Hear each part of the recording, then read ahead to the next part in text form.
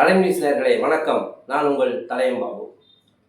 இன்றைக்கு மாண்புமிகு சென்னை உயர்நீதிமன்றத்தில் தமிழ்நாடு முழுக்க இருக்கக்கூடிய சீமை கருவேல மரங்களை அகற்ற வேண்டும் என்று மறுமலர்ச்சி திமுகவினுடைய பொதுச் செயலாளர் திராவிட இயக்கத்துடைய போர்வாளிகளுடைய அருமை தலைவர் வைகோ அவர்கள் தொடர்ந்த வழக்கு இன்றைக்கு விசாரணைக்கு வந்தது.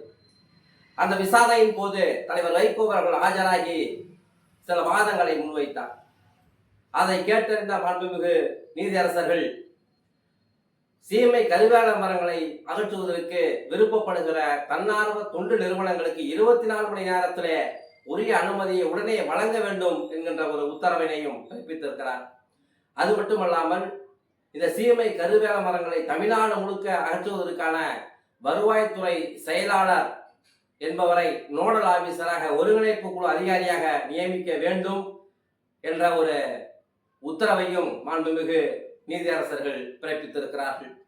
அது மட்டுமல்ல, தமிழ்நாடு முழுக்க அந்த சீமை கருவேல மரங்களை அகற்றுவதற்கு உண்டான நிதியை தமிழக அரசு உடனடியாக ஒதுக்க வேண்டும் என்கின்ற உத்தரவையும் மாண்புமிகு நீதியரசர்கள் பிறப்பித்திருக்கிறார்கள். இந்த சீமை கருவேல மரங்களால் மாசுபடுகிறது, குடிநீர் பஞ்சம் ஏற்படுகிறது, தண்ணீர் பற்றாக்குறை நிலவுகிறது.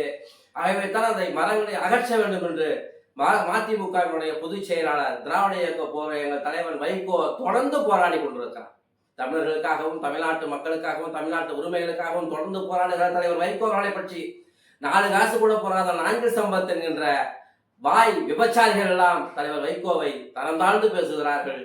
உங்களால் இது போன்ற ஒரு வழக்கை தொடர்ந்து நடத்த முடியுமா?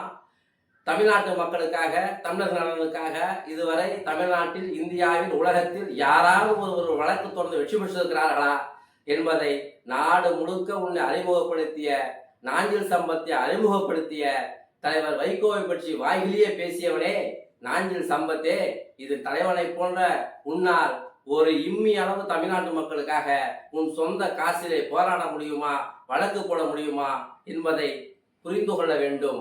தலைவர் வைகோ இல்லை என்றால் தமிழ்நாட்டில் பல நாசகார சக்திகள் உள்ளே நுழைந்திருக்கும் என்பதை நாடும் நாட்டு மக்களும் நன்கறிவார்கள். வணக்கம்.